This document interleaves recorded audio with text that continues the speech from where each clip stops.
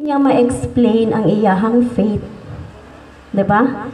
Muna kasagaran ang atong sakit na mga Katoliko. Tungod kay, wala ta nagapalalom sa ato mga doktrina. Kung unsay buot pasabot ani atong practices, unsay buot pasabot nganong mangurusta, like sa atong topic karon, nganong kuana, so inana. So ang pagtuon, kanunay. Like for example, kung kamo, mga leaders mo sa inyong katilingban, kamo ang mutudlo sa inyong mga silingan. Now karon, unsa may inyong itudlo kung wa mo'y nabalaan?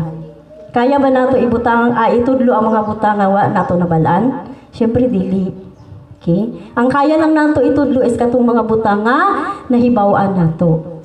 So, sad to say, daghan gyud sa mga Katoliko ang dili maka-explain sa iyahang faith mo nang dali ta madala sa mga laing sekta. Pag nasa na saksak sa tuang pagtulunan, makaana na ito, tama, no? Mali man di ay mi. Dili ta ka laban. So, mao ni ang tumong sa grupo nga i-empower ang mga Katoliko. Kay aron, atong matubag ang mga pagsupak o pagsaway sa atong mga igsoong dili Katoliko. Okay? Wala ta gitudloan sa atong simbahan nga mga away. Ha? Wala ta gitudloan na og dili na batasan sa Katoliko. Ang ato ang gitudlo sa atong simbahan is mutubag sa mga pangutana. Okay? So, ready na ba ta? Okay, so sign of the cross ang atong topic. So, tanan mo siguro diri kabalo mag-sign of the cross. Mga kabataan, kabalo mo? Sige daw. In the name, saan man? In the name of the Father, the Son, and the Holy Spirit. Amen. Very good. So, active siguro ni sila. Sige daw, mga tigulang po daw. In the name of the Father, and of the Son, and of the Holy Spirit. Amen. Pero kabalo ba ta? Ganong manguros ta? So, mo na atong tunan karon. Ganong manguros man ta?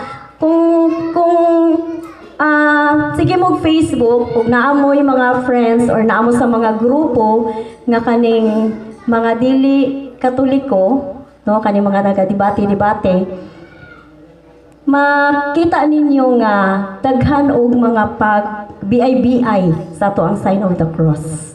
In fact, ang pinaka-latest is katong ginganlan ang ato ang gesture nga sign of the cross o gang sign. Kadungog mo ato? Ha? Kitawag ta og gang sign kuno. Unsa man ang gang? Grupo man na sa mga tawo nga nagahimo og mga dautan. Nya kita daw gang sign daw ang ato ang cross. Sugod mo ana?